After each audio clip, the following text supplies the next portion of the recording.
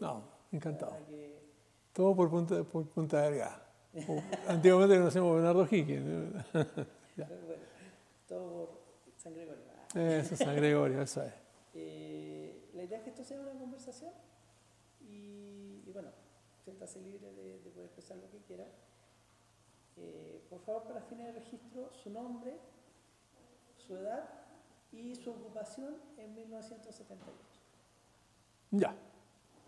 Perfecto, ¿parto? Sí. Juvenal Eduardo Enríquez Génesis, profesor normalista. En esos años era director, profesor y director de la escuela de Punta Delgada. ¿Cómo funcionaba la escuela de Punta Delgada en esa época? Bueno, en esa época la escuela estaba ubicada en un sector que estaba como frente al taller de vehículos que habían aquí abajito. No sé cómo explicarle, donde estaba la cocina, al lado de la cocina, a pocos metros. Y era un lugar muy poco adecuado para una escuela. Había muchas dificultades de funcionamiento. Y comenzamos a luchar por que nos entreguen la casa que era de administración, que estaba aquí abajo, cerca de la municipalidad, un poquito más arriba. Hasta que logramos, con la fuerza de los apoderados, logramos que se entregara como para escuela. La verdad es que costó mucho, las personas se opusieron muchísimo, la gente que vivía ahí, hasta que la entregaron. Y después esa casa también se compartió con la posta, ya que estaba ubicada primero en el camino y se trasladó al lado de la escuela. Hay una división entre ambas construcciones. Y bueno, lo que recordamos nosotros es que allí teníamos en ese tiempo 65 alumnos, como una cantidad de alumnos fija, más o menos, en todos los años de que comenzó a hacer la cooperativa. Se construyeron las casas, la gente vino con sus hijos. Y la verdad que fueron momentos muy hermosos, donde nuestros alumnos, existía la particularidad de que ellos llegando a la escuela se ponían zapatillas que tejían a crochet las mamás, y era para mantener la limpieza y lo más importante de todo, que tuviesen sus pies calientes, porque muchas veces llegaban con los pies con los zapatos mojados y ese era un alivio para ellos. Se practicaba sobre todo un deporte que era el tenis de mesa, y también se practicaba un poco de fútbol en la pequeña cancha que teníamos allí. Era un lugar muy acogedor, muy abrigado, y los niños de ese tiempo, que hoy día hombres y mujeres, lo recuerdan eso como un momento muy especial que se vivió en ese lugar, donde puedo decir que esta localidad era una comunidad muy afiatada, una comunidad de mucha amistad, ¿ya? Y donde había mucha solidaridad. Eso era la escuela. Tuvimos algunos logros importantes, no solamente en la parte de conocimiento, porque los chiquillos siempre decían que cuando ellos llegaban a Punta Arenas los encontraban que estaban muy bien preparados, ¿no? Y eso era un comentario permanente. Y con el centro de padres se lograron grandes cosas que para nosotros era fundamental, como recuerdo la compra de un mimeógrafo, de grabadoras, amplificadoras, un amplificador con parlante, y que también recuerden que nosotros lo hacíamos todos los días, lunes, cantar el himno nacional y alguna otra canción que era muy afín en ese momento a la época que se estaba viviendo del año 73 en adelante. Eso lo recuerdan y lo recuerdan con mucha simpatía. Y hasta hace algunos años atrás, antes de la pandemia, nosotros nos juntábamos siempre aquí, en una convivencia, y aparte de recordar eso, recordar los viejos tiempos. Esa era la escuela, y allí vivimos momentos muy difíciles, justamente con el conflicto con Argentina. Muy, muy complicado. Fuimos la única escuela en la zona de aquí, una escuela rural, que funcionó durante todo ese tiempo. Recordamos con mi familia, mis hijos y mi señora, que en un día muy cercano a la primera quincena del mes de noviembre, que yo creo que serían por ahí por el 6, 7 de noviembre aproximadamente, vimos el circular, o más que nada venir desde el cerro, una serie de vehículos con luces muy tenues, que eran todos vehículos militares, porque nosotros sabíamos que ese año 78 que estaba el conflicto con Argentina, ¿ya? Pero nunca nos asumimos eso como un problema que se iba a producir, sino que simplemente era de momento y después iban a pasar eso porque se iba a llegar a conversaciones de paz. En ese momento nos dimos cuenta que el asunto era súper serio y en la mañana cuando nos levantamos temprano vimos un grupo importante de carpas frente a nuestra casa, donde habían llegado los soldados provenientes de un regimiento, creo si no me equivoco, de Concepción, y se ubicaron, como les decía yo anteriormente, frente a nuestra casa, y después, bueno, llegaron a pedirnos si le podíamos agua caliente, le compramos desayuno y todo lo que teníamos nosotros, pero tratamos de atenderlo porque se veía gente que venía bien desorientado, no en a lo que venían, sino que llegaron a un lugar totalmente desconocido. Así que, bueno, le brindamos nuestra ayuda y con el correr de los días vimos cómo ellos siempre siguieron acercándose, venían otras personas, se pasaban la voz de que nosotros les ayudábamos. Yo sé que habían otras personas que también ayudaban y pudimos establecer una comunicación bien fluida con ellos, a tal extremo que hasta los días de hoy tenemos amigos de aquella época que eran subtenientes, soldados, que hoy día son ya personas en retiro y todavía mantenemos comunicación por las redes sociales o cuando vamos a Santiago nos visitamos. Allí en ese momento, cuando estábamos en la escuela, porque tratamos, si bien es cierto, en los demás establecimientos se habían suspendido las actividades, nosotros continuamos allí con tal de darle un ambiente de normalidad a nuestros alumnos y también ayudar a los padres, porque pensábamos de que, según comentarios de algunos de ellos, en sus casas también estaban muy intranquilos. Entonces los niños allí, escuchando noticias que eran alarmantes, con justa razón, nosotros les estábamos dando la educación que correspondía darle.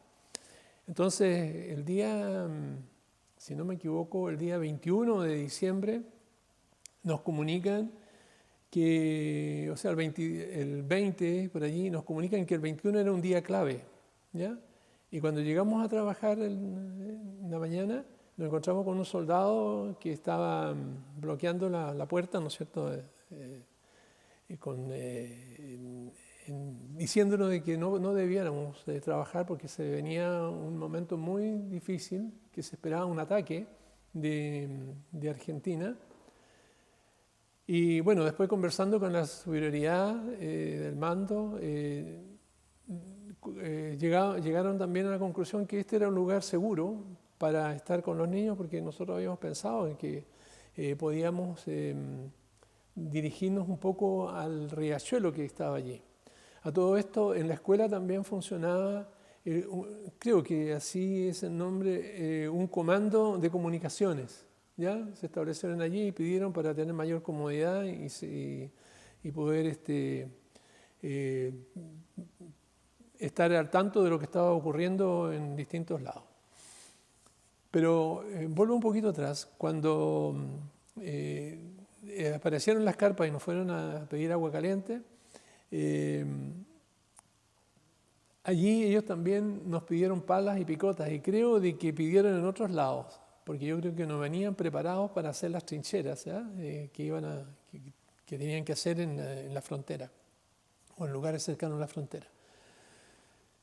Bueno, volviendo atrás, nosotros le tratamos de dar todo nuestros alumnos una idea de que todo era tranquilo, porque creo que debe haber habido alguien que se haya ido, pero que hayamos tenido conocimiento de alguien que se fue de aquí del sector en ese momento, no, la verdad que no. Bueno, ¿y qué hacíamos nosotros? Ese día 21, a nuestros alumnos los llamamos a la tranquilidad, que nosotros teníamos una visita de Punta Arenas, porque venían a ver el famoso Plan Daisy, que era una evacuación que se practicaba en todos los establecimientos educacionales de Chile. Así que, bueno, nosotros teníamos más o menos ubicado el lugar al lado del riachuelo donde iban a estar, pero además de eso también teníamos galletas y que los íbamos provenientes de la Junta de Auxilio Escolar y Becas, y esas se las íbamos a llevar para que ellos tuvieran cómo alimentarse. Además de eso, justamente ese día la manipuladora no estaba, así que mi señora se preocupó de preparar el desayuno a los chicos para que haya, vuelvo a insistir, normalidad, que era nuestro fin último allí. Y teníamos unas cortinas hechas nos pensar en que lo íbamos a utilizar como mimetizaje. No sé si algún militar se habría reído, pero bueno, quizás, ¿no es cierto?, porque no era lo más adecuado, pero era lo que nosotros pensábamos para el bien de nuestros niños. Por fortuna, a mediodía nos vienen a avisar que no hay problema, ¿ya? Que había pasado el asunto ese, que iba tratando de arreglarse el asunto. Ese día 20, el día anterior, el día 20, llega a mi casa, oiga, aquí en el Bajo, a nuestra casa, llega una camioneta particular con un suboficial, un conductor y el acompañante, y nos vienen a pedir de que querían ellos, por favor, guardar en la escuela toda la documentación que tenía Monte Aymon. Y era una camioneta cargada hasta arriba, completa. Pero bueno, indudablemente le dije, ya, ni un problema, vamos para allá y lo guardamos, pero justo íbamos a partir y recibe un llamado que le dice que vuelva, ¿ya? Que vuelva porque ellos habían visto movimientos ya de gente que estaba deambulando, preparándose para atacar a Chile del lado argentino. Bueno, eso no se llevó a cabo, ¿no es cierto? Pero sí fue un momento de mayor tensión todavía, porque decía, bueno, aquí se vienen todos estos bandidos aquí a atacarnos. Pero yo pienso que siempre los militares y el mando de las Fuerzas Armadas no era algo tan improvisado que ellos estaban haciendo, porque tenían, cuando uno se iba a Punta Arenas, por ejemplo, tenían regado de minas en todo el camino y en todos lados. Por lo tanto, hay varias estrategias que uno puede pensar que pasen y después dejaban la grande nomás. Pero los soldados estaban muy bien. Y entre esos conocimos a algunas personas que viajaban, espías, que viajaban al lado argentino y venían contando después a nuestra casa y decían cosas que nunca lo había contado. Venían contándonos, diciéndonos que estaban muy mal pertrechados los argentinos, quizás no tanto en armamento, pero sí estaban muy mal preparados con su vestuario no adecuado para estar en climas tan fríos. Decían que gente que venía poco menos que venía con una polera del norte argentino para establecerse allí. Así que bueno, en eso teníamos esa información y bueno, pasó todo ese tema y creo que también en el día previo a la Pascua nosotros llevamos hicimos una campaña con mi señora que era la campaña de la Pascua del Soldado. Y recorrimos toda la comunidad aquí y recibimos una cantidad enorme de dulces, pan, todo lo que la gente tenía se lo dio, lo entregó para eso. Eso se lo entregamos al comando aquí o a las autoridades militares de ese entonces y eso se lo llevaron luego los soldados. Hace unos días atrás comentaba con uno de mis amigos, el coronel en retiro, apellido Bunster, y él me decía que quizás el momento más emotivo que tuvieron ellos allí era cuando, aparte de llevarle las cosas, los alimentos, los dulces a la gente, recibieron desde Punta Arenas una cantidad de cartas, enorme cantidad de cartas de gente, de ciudadanos comunes y corrientes de la ciudad, y en las cuales le deseaban felices Pascuas.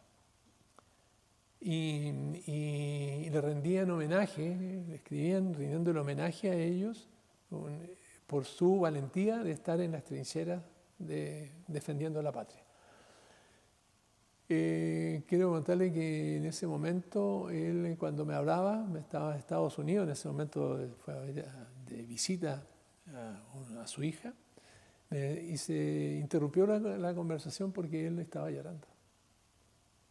Fue una cosa muy emotiva. Dice que lo más emotivo fue eso.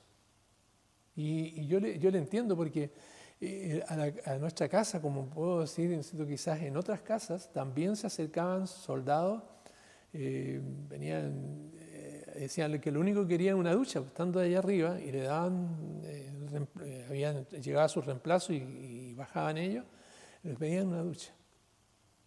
Eso es lo más importante para ellos. Así que bueno, siempre los atendimos de la mejor manera. Por allí el general que estaba a cargo, un apellido inglés, no recuerdo. No, el que estaba a cargo acá. Era un apellido, tengo su tarjeta, en la cual agradece todo el apoyo que le brindamos a ellos en su momento. Y le voy a contar una anécdota. Quizás me he olvidado de algo, pero el año 85, 86, más o menos, viajamos un par de años, varias veces, en una capacitación especial para futuros directores, ¿ya? Que hoy día desgraciadamente no se hace. Y esto era dictado por profesores de la Universidad de Chile. Y en ese momento se acerca una colega profesora y me dice: Juvenal, toma este sobre. Esto es para ustedes, como mi señora. Entonces abrimos el sobre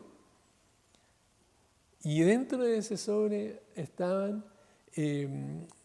la programación que hacíamos nosotros para el acto de fin de año del año 78, en el cual se invitaba a toda la comunidad, el año de fin del año escolar, ¿cierto? Se invitaba a toda la comunidad a estar en la actividad de fin de año escolar. Se llenaba el lugar donde hiciéramos, se llenaba de gente. Y a tal extremo es hoy día, con los más chiquillos ya que fueran de esa época, se recuerdan de los actos que hacíamos, porque era algo muy rico donde participaban todos los niños de la escuela. No eran 2 o 3 los seleccionados, sino participaban todos los niños de la escuela. Así que bueno, eso era más o menos lo de la escuela, cómo funcionaba y las vicisitudes que pasamos en esos momentos tan complejos, pero que yo creo que salimos adelante con ellos. Y no sé si le dije cuando hacíamos y quizás se lo estoy reiterando, hacíamos la evacuación de los niños fuera, saltaban por una ventana, no por la puerta, porque estaba más escondida del lugar, no era tan visible. Eso era. Don Juvenal, la verdad que me dejó sin preguntas porque usted fue desarrollando en forma secuencial lo que yo hubiese querido preguntar. ¿Cómo cree usted, o cómo siente usted que este hecho o este acontecimiento se debería o no se debería recordar en nuestro país? Yo creo que Chile en este momento carece, la educación chilena carece de una grave intención de olvidar lo que ha pasado en este país, porque se recuerdan algunas cosas y uno tiene que recordar todo. Y este momento debiera estar presente siempre, no con el afán de crear odiosidades hacia en este caso los argentinos, pero sí estar atentos, porque yo no soy anti-argentino, tengo amigos argentinos, pero las autoridades argentinas tienen una idea expansionista terrible. Y hoy día tenemos el caso, que es para la risa, ¿no es cierto?, del famoso vino Cabo de Horno y otras cosas más, un mapa que superpone su territorio al nuestro. Se ha perdido territorio por una falta de valentía de la gente. Y yo creo que, por ejemplo, esta muestra que se hizo aquí fue una muestra de valentía tremenda de no solamente de los soldados, sino de aquellos jóvenes que llegaron aquí, casi frente aquí a la municipalidad, y veíamos cómo estábamos, nosotros vivíamos aquí abajo, veíamos cómo pasaban los buses con una cantidad centenares de jóvenes, que muchos de ellos los conocía o por último los conocíamos de vista, donde bajaban del bus y vestidos con la ropa que traían y le entregaban el arma. Porque yo sé de que, si bien es cierto, hubo una muy buena decisión en ese momento de cómo defender al país, quizás habría una cantidad de muertos por ambos lados, que eso habría sido una herida que jamás se habría cerrado. Yo creo que fue lo mejor la intervención del Papa, pero también la decisión de nuestras autoridades y la valentía de nuestros soldados, que eran de fila, ¿no es cierto?, eran contratados, y por los otros jóvenes que llegaron de Punta Arenas a cavar trincheras, a estar allí y ver cómo las horas acontecían en una forma quizás muy lenta, pensando en las cosas que podían suceder y dejando de lado a su familia, a sus hijos, sus hermanos, a sus esposas, algunos, y a sus padres. Fue terrible y yo creo fehacientemente que es una irresponsabilidad del Ministerio de Educación de no enseñarle nuestras tradiciones a nuestros niños, están preocupados de otras cosas inservibles o que pueden destruir la personalidad de nuestros alumnos, en vez de enseñarles todo el acontecer, desde que nació el primer grito, hasta los días de hoy, pasando por todo, sin olvidar, sin saltarse lugares ni nada, porque cada cosa es consecuente de una cosa anterior. Por ejemplo, lo que yo venía comentando hace un momento con mi señora, la idea de destruir todo lo que hay. Aquí en la escuela no se guardó lo que nosotros cuando llegamos, yo se lo voy a dar como una anécdota, y una anécdota que fue terrible. El director que estuvo antes y que después estuvo de alcalde, ese señor lo único que dejó una caja de tizas y una regla que era una regla esta que usan los agrimensores. Eso, un pedazo de regla y nada más. Y el registro escolar a medio andar. Uno como profesor, no solamente profesor, sino que es un ciudadano que está al servicio de su país y que ese servicio se brinda a través de lo que le estamos entregando a nuestros alumnos, que son la gran riqueza que tenemos. Hoy día no se ve eso así. Le podría contar anécdotas que son muy malas, porque casi no la quiere recordar, en los cuales hay directores actualmente que borran todo lo que ha pasado, la historia de la escuela. Porque la historia, puedo llegar aquí, que esta puede ser una escuela nueva, pero la historia no comienza cuando llego yo, sino comenzó antes, como se proyectó esto.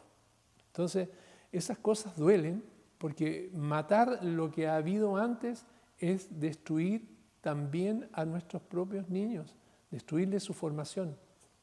Porque las cosas pueden estar malas, pero se pueden mejorar, pero no borrarlas Y eso es lo que ha ocurrido en el Ministerio de Educación. Han destruido la historia del país. Y esto se viene repitiendo de hace tiempo. Cuando se sacó la filosofía, después se sacó la historia. ¿Cómo vamos a hacer eso si eso es fundamental para que el alumno piense, razone y pueda el día de mañana exponer sus ideas? Y tener una base real cuando uno lee la historia de Chile para defender lo que pasa y lo que puede pasar. Muchas gracias. ¿No? No, fue con gusto, ha sido un gusto. Si quiere alguna otra consulta, ¿sí? ¿Está bien?